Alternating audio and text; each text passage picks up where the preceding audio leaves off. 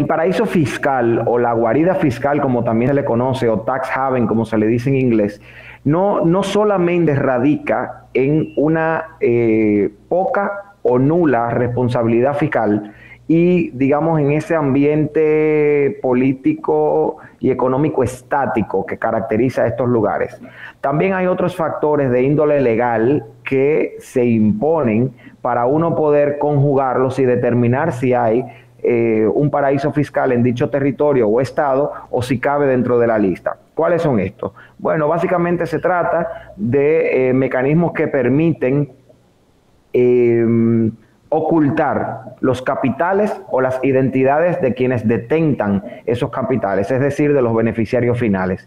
Estamos hablando de elementos como el secreto bancario, la emisión de bonos o acciones al portador, que son, digamos, que no tienen un titular, sino que quien detenta estos bonos y estas acciones es quien tiene, digamos que vale como dinero en efectivo. La estricta confidencialidad del régimen legal a la hora de uno ocultar o revelar o solicitar informaciones y evidentemente la que nunca falta el uso de prestanombres o testaferros para constituirse en directivos de estas sociedades. Al final estos mecanismos no son alternativos, digamos que se conjugan entre ellos con ese propósito y se definen. Pero hay que dejar algo claro aquí, Pinky. Las empresas offshore no son ilegales, ni tampoco se constituyen en todos los casos para evadir impuestos o para cometer actuaciones ilegales o para ocultar capitales. A veces se hace como una manera de facilitar ciertas transacciones y hay que entender que estamos en un mundo globalizado donde el comercio transnacional se ha intensificado exponencialmente con relación a décadas anteriores y evidentemente resulta a veces más fácil constituir una compañía en el extranjero que permita viabilizar ciertas actividades comerciales que tenerlas, digamos, donde está el domicilio fiscal. Ahora, ¿qué sucede aquí? Bueno, Francisco, tienes razón, pero ¿por qué no la abren en Miami? No, en un paraíso fiscal, sí. Estoy de acuerdo, estamos de acuerdo. Pero muchas veces, Pinky, la utilización del paraíso fiscal sirve no necesariamente para evadir impuestos, pero sí para aligerar la carga de impuestos que tiene una empresa en un determinado país.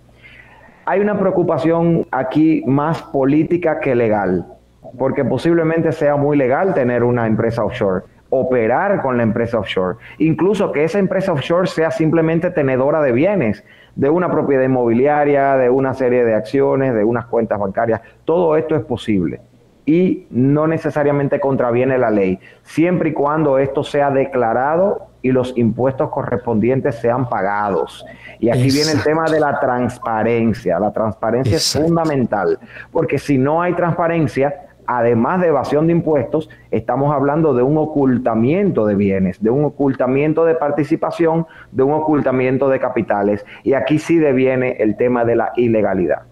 Pero siempre es bueno que asociemos el tema de los paraísos fiscales, que reitero, no es exclusivamente un tema de disminución de impuestos o de aligerar las cargas tributarias o fiscales de un determinado grupo económico, empresa, familia o persona, sino que aquí se conjugan para poder calificar como paraíso fiscal a un determinado territorio o estado una serie de factores que buscan el ocultamiento. Y bueno, ¿quiénes son de los que más persiguen los paraísos fiscales? Los Estados Unidos. Y dentro de Estados Unidos hay un paraíso fiscal, más de uno diría yo. Gibraltar por muchos años fue un paraíso fiscal. Me parece que Panamá, luego de los Panama Papers, eliminó el tema de las acciones al portador y fortaleció los mecanismos de ofrecimiento de información y de revelación de beneficiarios finales, con lo cual Panamá creo que avanzó un poco hacia salirse de la lista de paraísos fiscales oficiales, sobre todo de la OCDE. Habría que ver ahora, luego de esto, cómo podríamos interpretarlo. Pero siempre se habla de paraísos fiscales. Es importante entender cómo funcionan las sociedades o empresas offshore o extraterritoriales, porque estos son los vehículos que se utilizan normalmente para poder sacar la ventaja o los provechos a estos a estas, digamos, a estos territorios de ligera o nula carga fiscal. Pero es importante entonces también entender aquí que esas sociedades offshore, offshore para nosotros, pero que se constituyen, por ejemplo, en Panamá o en las Islas Vírgenes o en Seychelles, no pueden operar en esos territorios. De modo que allí habría que analizar también cómo funcionaría esta parte. ¿Por qué permiten ocultar capitales estas empresas? Bueno, porque hay leyes, hay normativas dentro de esos territorios que permiten o que por lo menos no exigen mayores requisitos para la constitución de estas empresas. No requieren capital mínimo para su creación, esto es una constante. No presentan cuentas anuales ni auditorías, por ejemplo, en esa jurisdicción. A veces tampoco presentan restricciones para el flujo de capitales y se puede realizar casi cualquier transacción, y están, y esto es importantísimo, exentas de los impuestos sobre los beneficios o rentas, el capital y los activos. Entonces, vamos a salirnos de esta parte conceptual y un poco jurídica. Vamos a ir al plano político y a lo que está pasando en República Dominicana en este momento. Viene. Tenemos un grupo de personas de gobiernos anteriores, del gobierno actual, incluyendo al presidente de la República y sus familiares, personas de renombre que están incluidos en esta revelación periodística. Se ha dicho que la más importante colaboración periodística de la historia, que analizaron varios millones de documentos para poder identificar a los beneficiarios finales de estos y a los participantes de estas sociedades. Y tenemos que preguntarnos, ¿están violando alguna ley? Pues la verdad es que si las declaraciones están allí, si los reportes están allí y si el pago de los impuestos puede demostrarse, no están violando ninguna ley. En el caso puntual de la ex vicepresidenta y ex primera dama, la doctora Cedeño, Margarita Cedeño, hay una situación adicional y particular.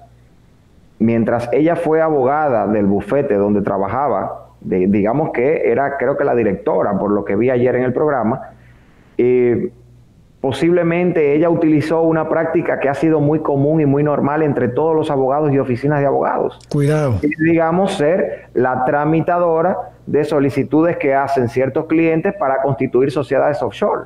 Y sí, como no se exige necesariamente, o no se exigía en ese momento, y hasta hace poco, la revelación de los beneficiarios finales o los UBO, como se dice en inglés, por sus siglas en inglés, pues no necesariamente figuraba el nombre del cliente, sino que figuran los nombres de los abogados.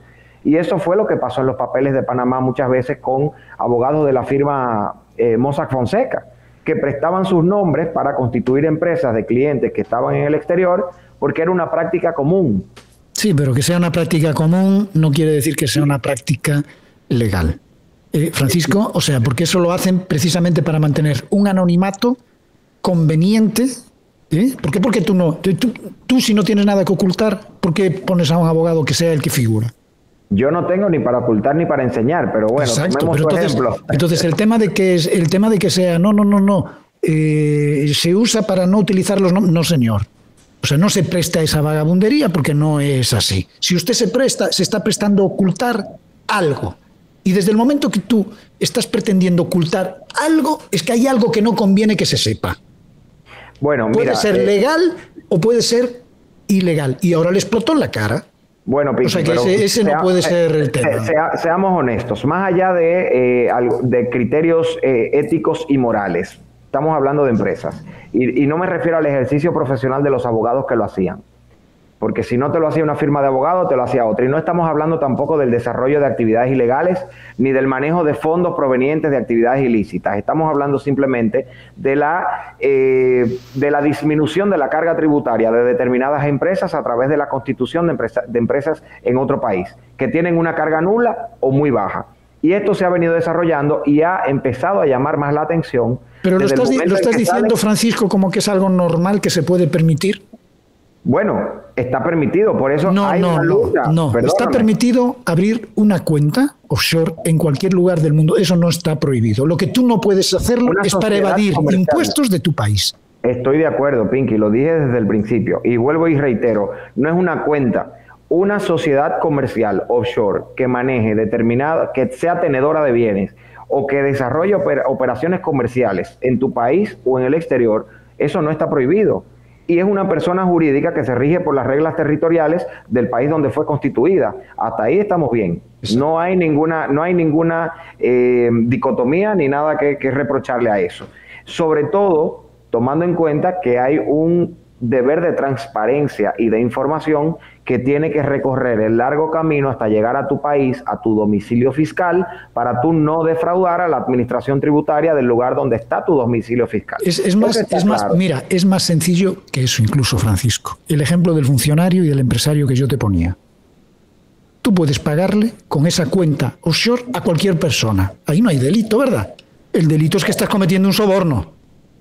Claro. Ok, entonces claro. Es verdad que tú puedes, una empresa que está allá, puede poner todos los bienes que tiene este país, los puede poner en manos de una empresa de Panamá.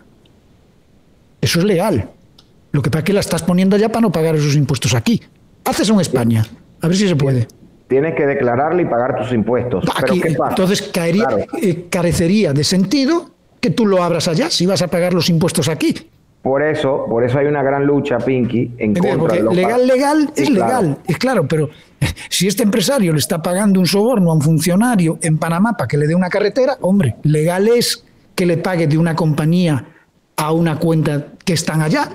Aquí no se va a enterar nadie, pero está pagando un soborno. Claro, pero estamos partiendo del hecho de que se está cometiendo un acto ilícito y la primera parte de la intervención la fui enfocando para entender que el hecho de tener una o más sociedades offshore o estar establecido en un paraíso fiscal para aligerar una carga impositiva no implica per se, no es una condición, es una condición sine qua non, pero no implica per se que se está cometiendo un acto ilícito. No, en eso estamos todos de acuerdo. Fíjate que yo te digo que no es ilegal que el empresario le pague a Francisco Guillén. Ahora, si Francisco Guillén, ¿dónde está la ilegalidad? La ilegalidad es que si tú eres el funcionario que le va a adjudicar una carretera, ahí está la ilegalidad. Y el ocultamiento es hacerlo allá. Por supuesto, pero lo reitero porque no me gustaría que se haga leña del árbol caído en el sentido de estigmatizar todo lo que tenga que ver con las sociedades offshore por el simple hecho de encontrarse en un paraíso fiscal. Hay quienes tienen una propiedad en determinado lugar, pagan sus impuestos, dan la información que tienen que darle al fisco de su domicilio fiscal y no hay ningún problema con eso. Ahora, y lo que más me preocupa es lo siguiente. Cuando uno ve al presidente ¿Tú crees de la que República, todas las empresas, tú crees que todas las empresas que se han destapado, y vamos a ser concretos, de personas de este país, reúnen esa condición de legalidad de la que tú me estás hablando? Yo no podría especular diciendo que sí ni que no, Pinky. No me atrevo a hacerlo porque no quiero ser irresponsable. Y yo sé que ustedes, empezando por ti, abogan siempre en este espacio por la responsabilidad. No quiero ser sensacionalista ni presumir con cosas que no tengo el dato, no lo sé. Ahora, uno se puede hacer una idea, pero esa idea, bueno, ya que uno lo diga por un micrófono en la radio... ¿Tú qué crees? ¿Que todos son legales? No puedo hacer eso, Pinky, porque hay incluso funcionarios envueltos. Está el presidente de la República en esos papeles. Entonces, un comentario irresponsable de mi parte implicaría yo hacer lo que siempre critico que se haga en los medios. Y lo que tú criticas también. Entonces, hay que esperar, hay que esperar. Pero mira, yo responsablemente te puedo decir que no todos son tan legales. Presumiblemente no todos. No te puedo decir quiénes ni quiénes no. Por eso yo lo que abogaría es, bueno, ya salió la información, sí. Bueno, pues las autoridades fiscales tendrán que investigar para sacar sus propias conclusiones. Sacar conclusiones sin que se produzca una investigación fiscal o predisponernos a todos, como tú mismo estás diciendo, predisponernos a todos de cara a que estas personas, por tener cuentas offshore en paraísos fiscales, están cometiendo un delito, está mal.